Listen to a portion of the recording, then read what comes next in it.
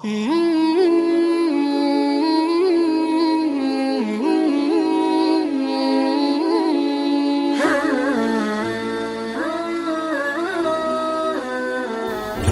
kemudian kata Imam Malik itu betul.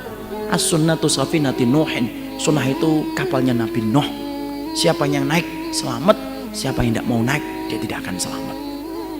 Makanya sabar Pak, mengganti itu pelan-pelan, sabar. Karena pertama kali yang kemudian kita harus perhatikan apa? Sunnah. Karena sunnah itu merupakan bukti kecintaan kita kepada Rasul. Jangan remehkan sunnah Pak. Karena berapa banyak amalan yang kita remehkan, justru itulah yang akan mendapatkan kita ke surga. Bapak pernah baca kisahnya Abu Dawud? Abu Dawud itu mendapatkan surga gara-gara sunnah yang menurut kita tampaknya remeh. Apa itu sunnah yang kemudian dilakukan Abu Dawud? Dalam satu riwayat yang disampaikan oleh Imam Ibnu Hajar dalam kitabnya Fathul Bari, Abu Dawud itu seorang perawi hadis yang terkenal.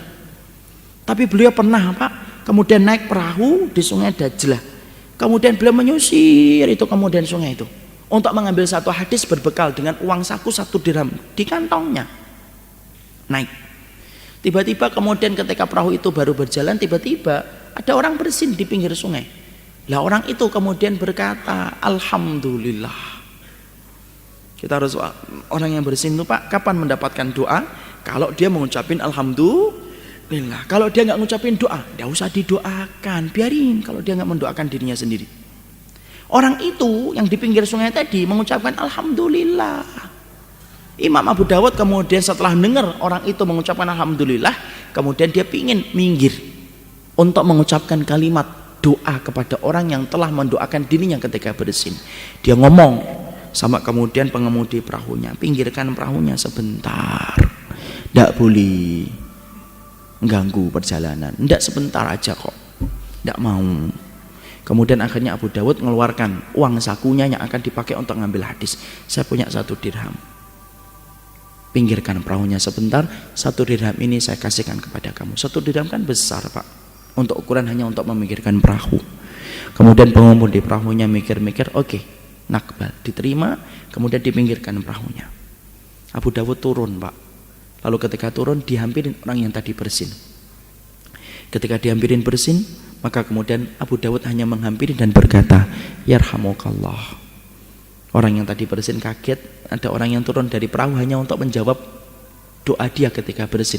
Dijawab lagi, Yahdikumullah wa yuslihu balakum.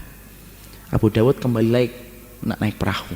Ketika akan kembali naik perahu, semua yang penumpang di perahu itu tak terkecuali pengemudi perahunya berkata, kamu turun, kamu rela bayar 1 dirham hanya untuk bisa menjawab orang yang bersin?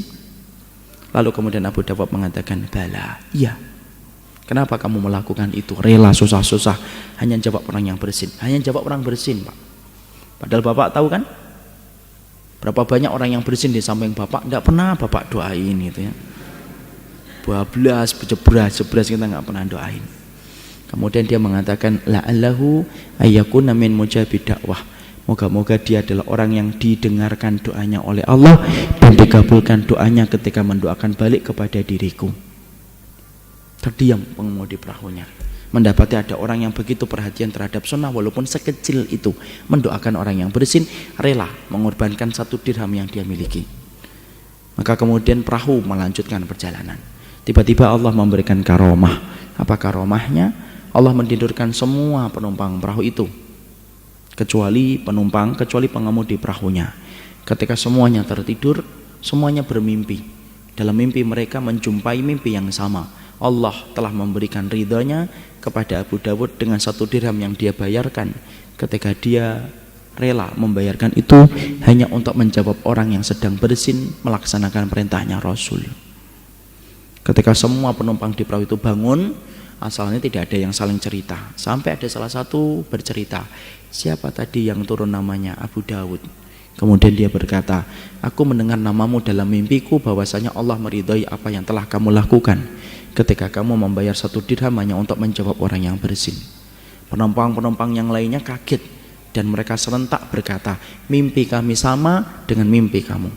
Disitulah Imam Ibnu Hajar rahimahullahu ta'ala kemudian mengabadikan itu di dalam kitabnya dan berkata, wallahi tidak ada perkara yang menjadikan kita memperhatikan sunnah kecuali Allah yang akan membalas semua apa yang kita lakukan. Disitulah kemudian para ulama mengatakan sabar yang kedua, yaitu sabar ketika melaksanakan sunnah. Kita harus paham Pak, sesungguhnya kehidupan Nabi begitu detail ngatur dalam kehidupan kita. Jangan ditinggalkan, jangan diganti dengan kehidupan yang tidak ada petunjuknya. Karena tidak ada petunjuk yang paling baik dalam kehidupan kita kecuali petunjuknya Rasul dalam kehidupan kita. Orang yang sabar ketika melaksanakan sunnah, maka itu adalah orang yang besar kemungkinannya untuk dicintai oleh Allah. Kenapa para sahabat mendapatkan gelar radhiyallahu anhu, Allah mencintai mereka?